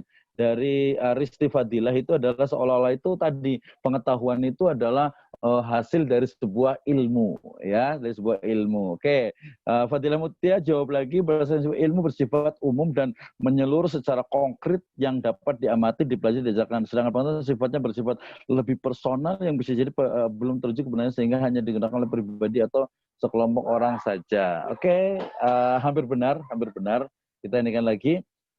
Jadi pengetahuan, tapi belum, baru satu perspektif ya, baru satu. Nanti kita lihat berikutnya. Jawab lagi enggak nih Fadilah Mutiani? Karena berdasarkan sifatnya nomor satu. Kemudian ada, amin, terima kasih. Ada Syarif Hidayatullah, ilmu adalah kerangka konseptual atau teori yang saling berkaitan yang memberi tempat pengkajian dan pengujian secara kritis dengan metode ilmiah oleh ahli-ahli dalam bidang yang sama, dengan demikian bersifat sistematik, objektif, dan universal. Sedangkan pengetahuan adalah hasil pengamatan yang bersifat tetap karena tidak memberikan tempat bagi pengkajian dan pengujian secara kritis oleh orang lain. Dengan demikian tidak bersifat sistematik dan tidak objektif serta tidak universal. Oke, Syarif Hidayatullah sudah agak-agak benar lah ya. Kalau saya kasih nilai ya sekitar 8,5. Oke, banyak banget ini ya jadi jawabannya. Kita sebelum kita kasih apa ya, tentukan yang menangnya, kita ini dulu kasih kesempatan yang mau bertanya tentang cara praktis membuat proposal, tesis dan penelitian. Silakan. Mungkin Muhammad Al-Ghifari Al-Ayyubi sudah ini lagi, sudah bagus lagi sinyalnya. Ya, bagaimana Ayubi sudah bisa?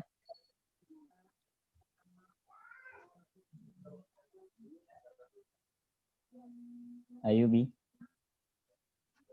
Ya Kak, kedengaran? Nah, coba. Oke, sudah kedengaran. Silakan. Silakan ya untuk yang mau bertanya Ayubi. Ya baiklah, selanjutnya saya buka sesi tanya jawab. Saya persilahkan kepada Bapak atau Ibu yang ingin mengajukan pertanyaan terkait materi kita pada hari ini.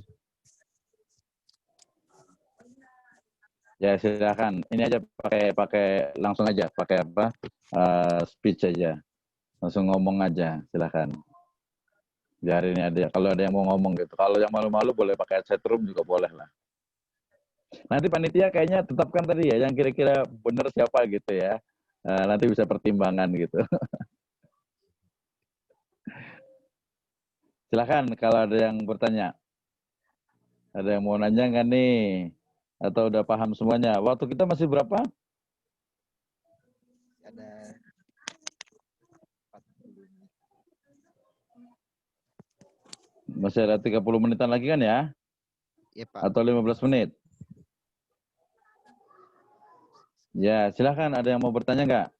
Kasih kesempatan. Mungkin bisa bertanya saya Pak sedikit. Gagasan. Oh, panitia nanya ya. Boleh. Silakan.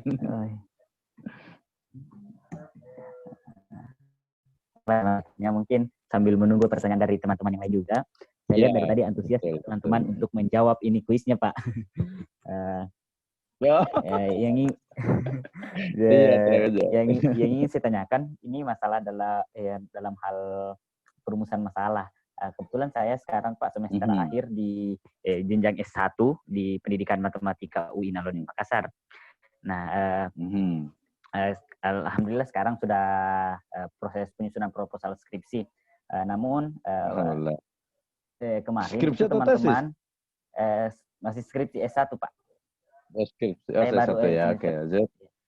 Kemarin sempat itu di semester 6 dan semester 5 banyak saya dan beberapa teman yang lain juga sedikit bermasalah saat disuruh mencari masalah. Kan awalnya siswa akhir selalu disuruh mencari masalah. Nah, masalahnya adalah kita tidak tahu masalah apa yang ingin dijadikan masalah.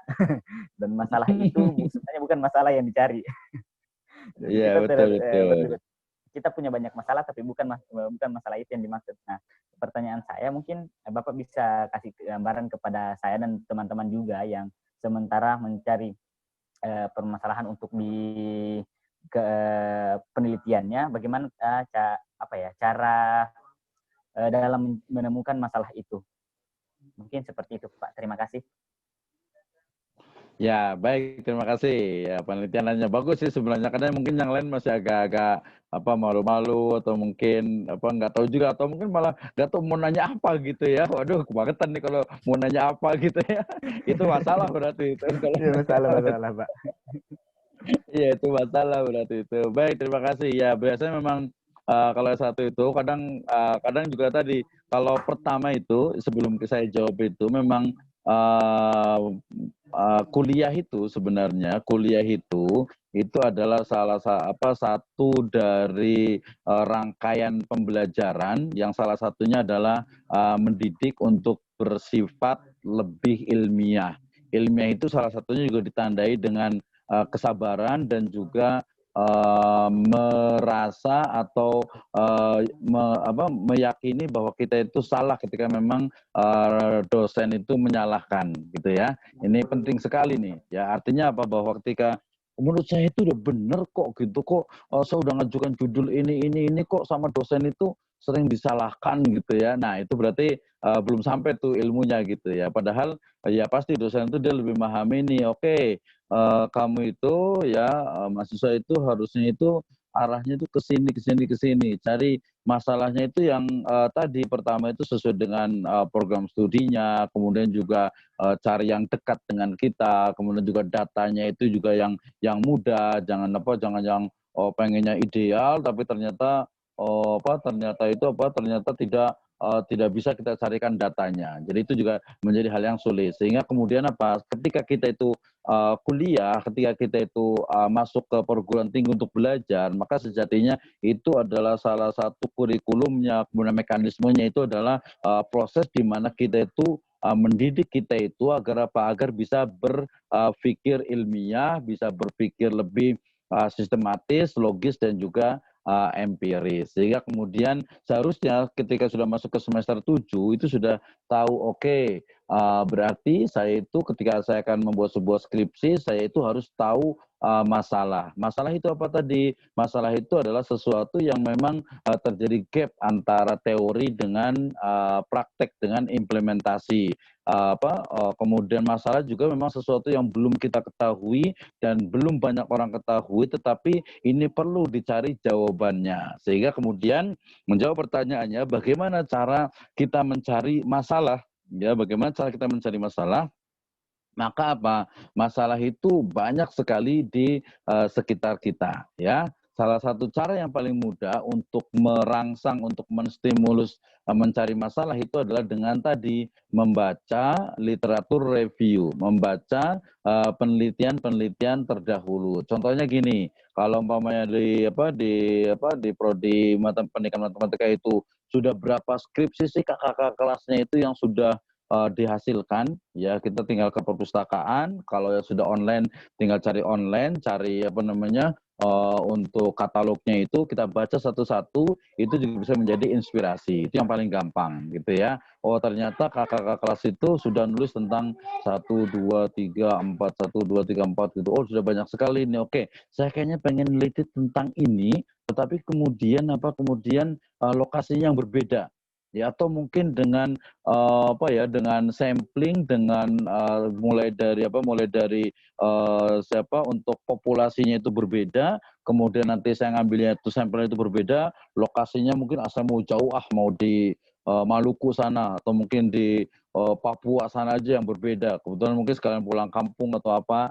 Itu. Jadi membaca dari skripsi atau tesis kakak kelas itu juga akan melahirkan inspirasi untuk kita mencari sebuah masalah. Kemudian juga yang paling gampang sebenarnya ya tinggal di Moraref ORG itu semua kumpulan jurnal itu ada, maka kemudian kita akan cari dari jurnal-jurnal yang terkait dengan tema yang kayaknya saya itu suka tentang ini deh gitu ya. Saya kayaknya suka tentang matematika, mungkin levelnya mau kemana dulu nih. Jadi kita akan petakan tadi pilihan masalahnya itu cari yang dekat dengan kita, kemudian juga datanya itu juga mudah kita dapatkan, kemudian juga kita suka dengan itu. Contohnya mungkin ada yang suka anak-anak umpamanya, anak-anaknya mungkin dia suka mengajar di PAUD umpamanya. Walaupun pendidikan matematika biasanya untuk SD ke atas ya, atau mungkin SMP gitu ya. Tapi saya suka ngajar ini nih, ngajar PAUD gitu umpamanya. Ya udahlah, saya mau penelitian tentang pendidikan matematika untuk anak PAUD gitu ya, anak usia dini umpamanya.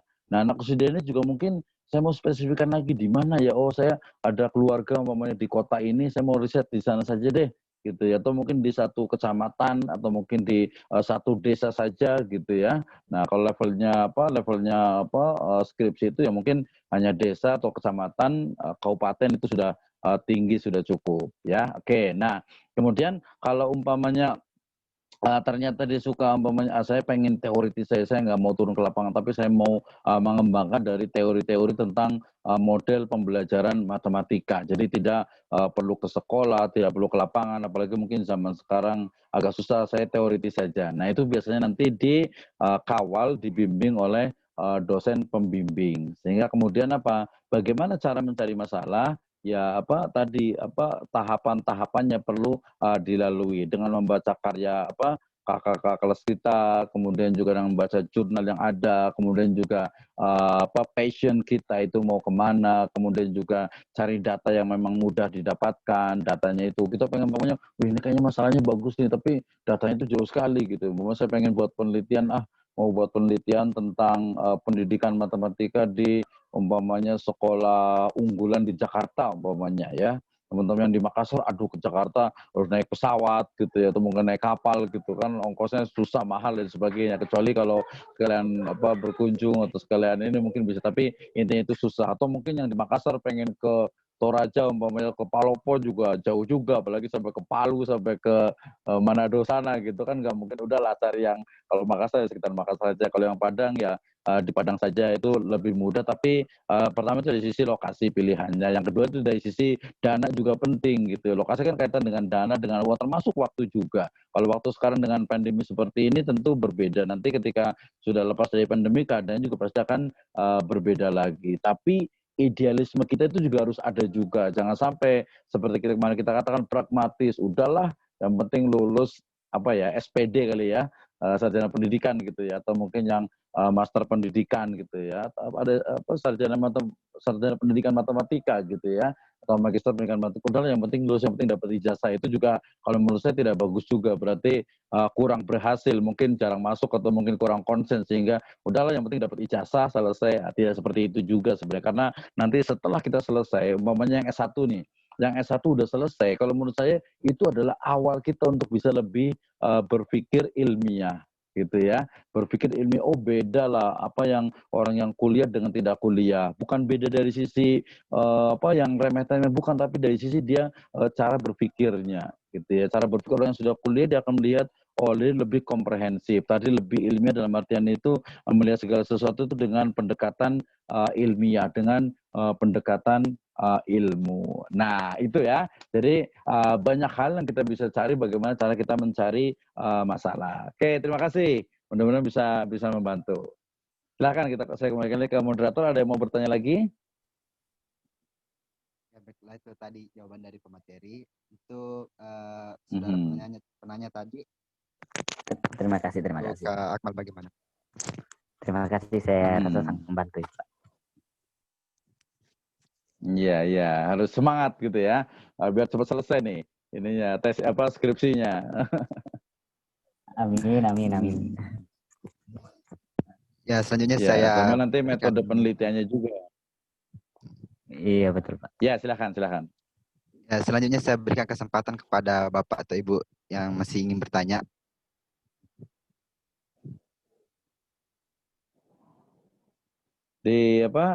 Sama panitia sudah di mute kan ya? Di unmute semuanya dulu kalau yang mau bertanya. Jadi dibiasakan, kadang orang Indonesia itu biasanya malu untuk bertanya. Macam-macam sih alasannya. Ada yang malu karena nanti kalau tanya nanti ketahuan dong saya itu bodoh gitu ya. Ada juga yang kayak gitu biasanya itu. Jadi nanti kalau nanya ketahuan saya nggak paham, padahal saya nggak tahu gitu. Padahal sesungguhnya kalau dalam ilmu itu nggak ada unsur malu. Malu itu justru penghambat ilmu jadinya gitu ya. Ya nanti nggak apa-apa lah, kalau di sini mungkin malu nggak apa-apa gitu ya. Nanti kalau di kelas itu jangan sampai malu gitu ya, jangan sampai ada rasa malu untuk bertanya, kemudian juga malu. Karena apa? Bertanya itu sebenarnya itu menstimulus kita untuk apa? Untuk berpikir, untuk menuangkan ide dan gagasan, ya. Sehingga kalau dia bertanya, kemudian apa? Dia akan muncul lagi, oh maksudnya begini, begini, begini, sehingga dia akan menstimulus otaknya itu berpikir. Jadi saya bilang gini nih, kalau umpamanya mahasiswa, kalau saya ngajar itu, kalau mahasiswa yang nggak bertanya, itu otaknya itu dia akan semakin apa? Semakin mengecil, semakin apa? Mengkerut gitu, semakin kecil. Kenapa? Karena tidak digunakan. Ya karena salah satu dari teori tentang otak ini mengatakan otak itu ketika dia sering digunakan, sering berpikir, kemudian juga sering bertanya, maka kemudian dia itu apa-apa akan sel-selnya itu akan terus berkembang, berkembang, berkembang sehingga fungsinya itu akan lebih baik. Ya, tapi kalau mamanya diem aja di kelas diem gitu pulang-pulang jangan-jangan stroke lagi nih, naudzubillah gitu ya, jangan sampai nih gitu ya. Jadi diem-diem gitu nggak ada ini udah paham gitu padahal belum tentu juga kasihan gitu sakit stroke, banyak sekali stroke ya, satu gerobak aja banyak apalagi satu truk gitu ya, besar sekali. Oke, silakan yang bertanya. Kita kasih kesempatan diem dulu gitu ya. Silakan, silakan. Halo Pak, Assalamualaikum. Waalaikumsalam, silakan. Pak, izin bertanya. Sebelumnya perkenalkan nama saya Risti Fadilah, merupakan mahasiswi akuntansi UNP. Nah, di sini saya tertarik dari apa yang Pak sampaikan mengenai kajian teori tadi. Jadi, pada saat kita membuat skripsi atau makalah ilmiah itu di kajian teorinya itu hanya kebanyakan dari kita itu menulis di kajian teori itu tuh berdiri sendiri kata tadi kan, tidak disebutkan dari di pembahasannya gitu. Nah, jadi kebetulan saya lagi nyusun juga Pak, lagi nyusun skripsi juga. Nah, mungkin ini bisa menjadi jawaban saya sendiri untuk membantu saya dalam pembuatan skripsi juga. Nah, jadi menurut Bapak apa yang idealnya ketika kita menulis bab 2 di kajian teorinya itu kan kita melakukan yang namanya pengembangan hipotesis ya kan, di mana ketika kita mau melakukan pengembangan itu kita mengaitkan hipotesis yang akan kita tampilkan itu dari grand teori yang kita jadikan sebagai teori patokan seperti itu kan Pak. Nah, jadi untuk dikaitkan bab 4-nya itu apakah maksudnya itu tidak hanya maksudnya itu sudah mewakili dari hipotesis itu sendiri atau kita tampilkan lagi kita bunyikan lagi teorinya gitu Pak. Sedangkan kan ketika kita menampilkan hipotesisnya itu kita bunyikan hipotesisnya itu sudah mewakili dari teori yang sudah kita tampilkan di pengembangan hipotesis tadi gitu, seperti itu Pak.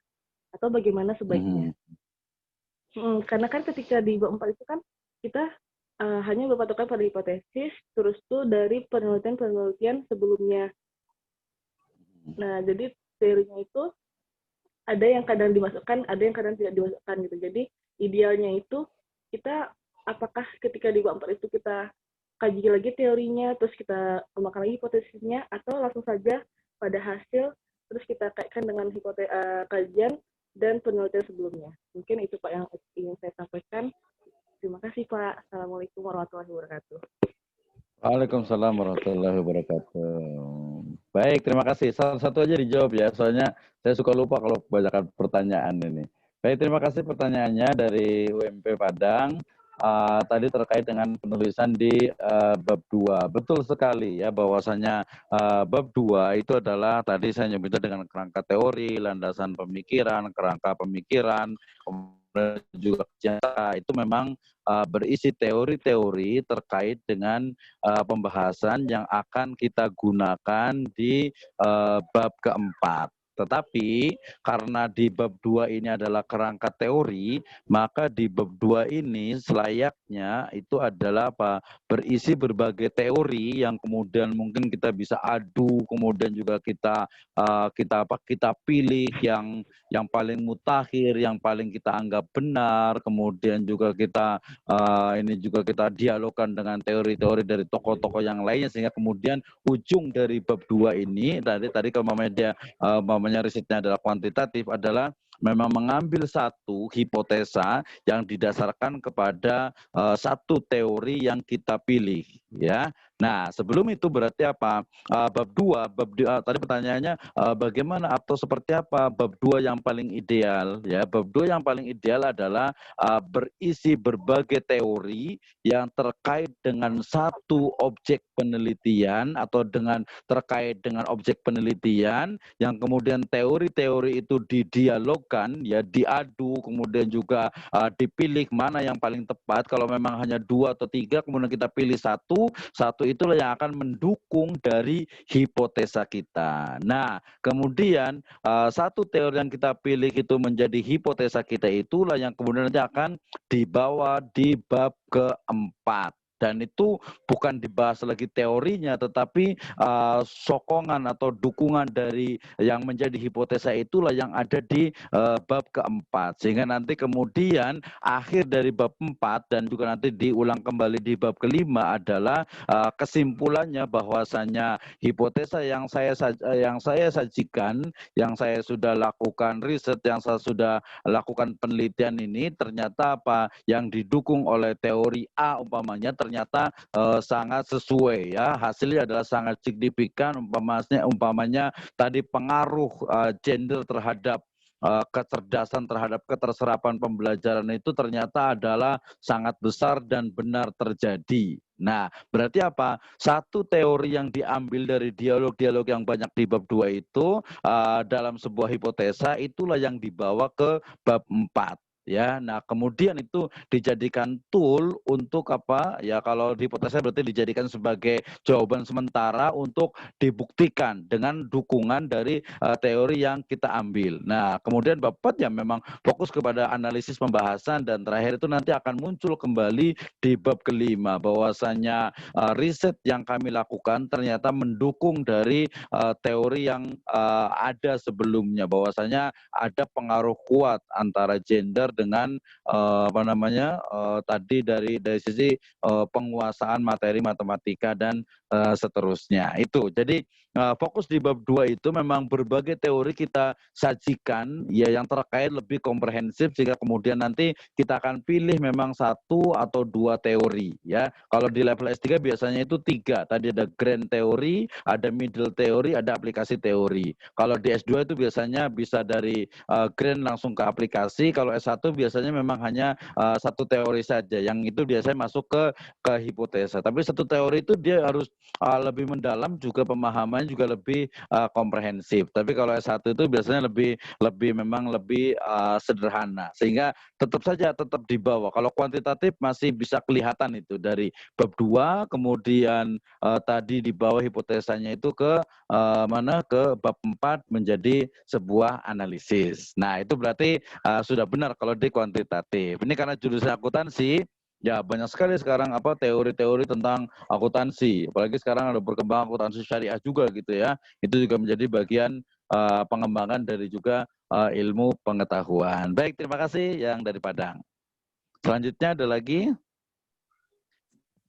Itulah tadi jawaban dari pemateri. Saya kembalikan kepada saudari penanya. Bagaimana jawaban dari pemateri?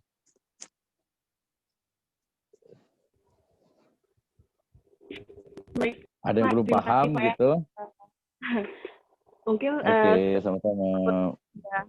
sudah membantu jawaban dari Bapak juga. Terus itu juga sudah terbuka sih, Pak, pikiran saya, bahwasanya emang wajib gitu, Pak, ya, untuk dikaitkan sampai ke kesimpulan seperti itu. Baik, terima kasih banyak ya, Pak. Harus, ya, betul. Oke, Terima kasih banyak ya, sama-sama. Pak. Ya, nanti misalnya nanti yang teman-teman yang baru nulis skripsi itu yang paling pertama dilihat dosen biasanya itu adalah kalau udah selesai tesis skripsi atau tesis ya. Jadi rumusan masalah biasanya nih yang manual ini rumusan masalah itu 2 dan nanti di kesimpulannya itu adalah 2 juga. Ini kalau dari laporan penelitian nih, laporan tesis nih atau skripsi. Jadi kalau di pertanyaan penelitiannya itu 2 atau 3, maka di kesimpulan itu juga 2 atau 3 dan jawabannya itu ya ada di situ. Jadi tinggal buka rumusan masalah, kemudian nanti ada nggak di kesimpulan. Kalau ada, ya minimal sudah lulus dari itu. Ya tinggal nanti balik lagi ke bab 4 di analisisnya, balik lagi ke bab 3 di metode penelitiannya. Ya namanya satu skripsi, satu tesis, dia saling terkait gitu. Nanti termasuk juga nanti di latar belakang, jangan sampai di latar belakang masalahnya itu udah selesai gitu ya. Itu nggak bagus juga seperti itu. Baik, kita berikan kesempatan satu lagi mungkin yang mau bertanya, silakan. Tapi Pak, karena mungkin juga waktu membatasi kita, jadi saya kira untuk Waktu udah habis ya, ya betul. Ya Pak. Sip. Jadi Oke, siap. sebelum ke statement closing, saya persilakan dulu untuk sepatah kata dari Ketua HMJ Pendidikan Matematika UIN Alauddin Makassar kepada Kakanda Akmal Arswandi. Saya persilahkan. Baik, terima kasih. Terima kasih banyak saya ucapkan kepada Pak Abdul Rahman atas ilmu yang sangat bermanfaat yang dibagikan kepada kita semua tentang metodologi penelitian pada pagi hari ini.